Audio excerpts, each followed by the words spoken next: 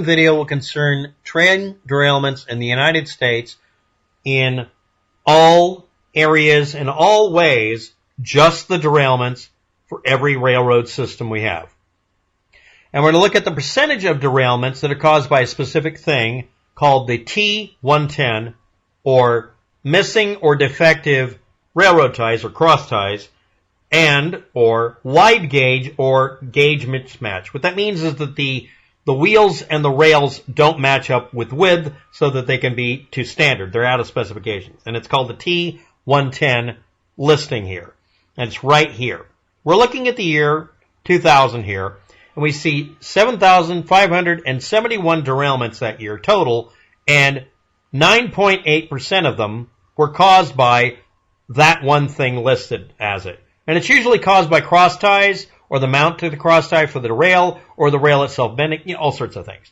And they also include the switching equipment that's supposed to switch a train from one track to another being worn out or broken or improperly lined up as being anywhere from 4 to 5%, and in some cases being more or less common than being wide gauge or the railroad ties being missing or defective. Now, that's an example from the year 2000. This is one of the most common arrangements here. You'll see it almost always that way. And that's called the T110, or listed as T110 here. Okay? And it's around 10% of them. Now, this is the year 2000. You might have seen a bunch of news articles where people talk about going back to the year 2003. I'm going to show you the really lazy, stupid reason you're seeing that at the end of the video. But here we go. Now let's look at 2003 because people asked me to do that, or people brought up 2003, and again, I'll give you the reason why. Again, we see T110, we have switched improperly lined and switch point worn or broken, and we got number one is wide gauge or defective or missing cross ties. And again, that's around 9 to 10%, usually 10, and the other two amount to the most common. Basically, it's the switching equipment for, misdirecting or redirecting a train from one train track to another, or the gauge, the width of the rails being wrong. Okay? Now that's 2003. Now we're going to go forward to 2006, and we go from 8,400 to 9,070 derailments that year. And again, it's switch improperly aligned, or switch problems being 6%, 9% of it being the wide gauge / defective or missing cross ties or railroad ties, T110.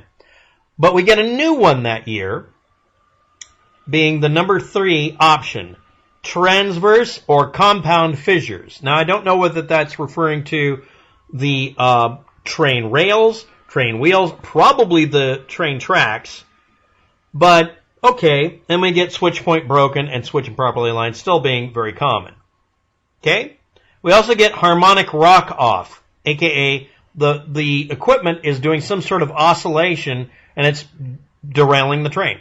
But the number one, again, 9 to 10% is wide gauge or defective missing cross ties, and or the rails are too far apart, or the wheels could be too skinny. Small wheels or whatever. Now we're going to go to the most recent year that it lists, which is 2022. We get 4,713 derailments, and it's 5% of them were because of defective or missing railroad ties or a wide gauge issue, T110. Then we get switches, problems, and then we get failure to control and shoving movement. And we get T207, shelling, head check, detail fracture, etc. They have all sorts of codes for generally what goes wrong on a railroad. Now, I'm going to put it back to the year 2000 here, and I'm going to have you look at the numbers over here. Last year, 2022, was the least number of derailments. Before that was the next least at 4,900, and then we get 5,100 and 5,200. From 2019 through 2022, because the world's economy was depressed and people were shipping less stuff, they had fewer derailments because there were fewer of them running cars. 2018 had very low too. Wait a minute, we got 2016 and 2017 having very few derailments too. And 2015. Hey, wait a minute, someone might want to say that has something to do with a particular, wait a minute, So that's a trend that got worse and worse back to 2010. Hold on, wait up. So anyway, the best years were 2022, 2021, because they were all under 5,000 occurrences. We get a straight shot of 5,000 occurrences up to 6,000 from 2010. Slowly lowering since 2010.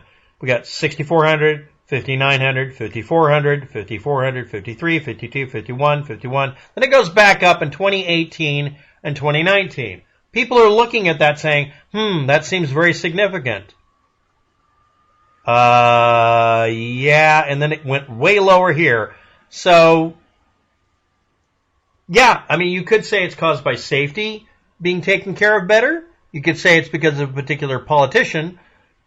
But in those years, again, it's the same damn thing. Railroad ties that are missing or damaged and or the mounts holding the rails in place and the rails going out further. It's always a wide gauge issue. Okay, what was the worst year? 2006. It got worse and worse from the year 2000 to the year 2006, and then about 2006, it started getting better and better. 8,800, 8,200, 7,200. Then it went down to, again, I'm just going to go ahead and remove that gap. Then it kept going down pretty steadily, if not completely steady, to last year. You can decide this has something to do with Barack Obama versus Bush. You can decide this has something to do with Trump. You can make the decision to make those assertions. But this is a downward trend since 2007 because it was really bad in 2006. Now, if we look at 2006 again, it was mostly the same stuff, except we got compound fissures and transverse problems. We got harmonic rock-off, shoving, fractures, just a bad maintenance year. Or maybe there was just a lot of trains running that year. Now, if you want to cook up the numbers whatever way you want to, that's fine. Now I'm going to bring up why people bring up the year 2003 for their numbering. This is going to make you kind of feel silly. Remember, everybody is lazy and stupid. So when we click this to go from 2022, no, it's not because of the decade number or it being 20 years. It's because that was the top thing someone could click easy to get their statistics without having to wear out their dainty little hands and move further up. Yes, it goes much further back. At one time, this website had stuff going all the way back to 1975. Some of the years don't work. So yeah, the reason it said 2003 had nothing to do with anything other than somebody being like ridiculously lazy because they didn't want to click and scroll. Really? So anyway, that's why it said 2003. So anyway, if you were looking for the actual derailment numbers and couldn't find them, I'm going to include them below in the YouTube video description. And this is for all railroads, states, counties, regions, causes, reporting levels, track types, and classes. And the most common cause was called T110 Wide gauge and or the cross ties, otherwise known as railroad ties, were defective or missing. And wide gauge means that the train tracks probably were pushed further apart than needed or further apart than they should be because of something wrong. And what happens is one of the wheels, not both, drops, which tips over the train. It's the most common cause, and it can cause a progressive one. And that's what happened at that dash cam intersection in near Springfield, Ohio. And if you're not aware of it, that one was caused by the wheel sets being wrong or loose, which means they were small gauge or lower gauge than the rails. So it wasn't the rail, it was the damn wheels. And it's specifically on a recently produced, Canadian-produced coil car that came with those wheels. So anyway, annual number of derailment accidents from year 2000 to 2022, not 2023, because I'm not lazy. I can actually scroll up. Thanks for watching. Have a good day. Good luck with all that. You'll need it.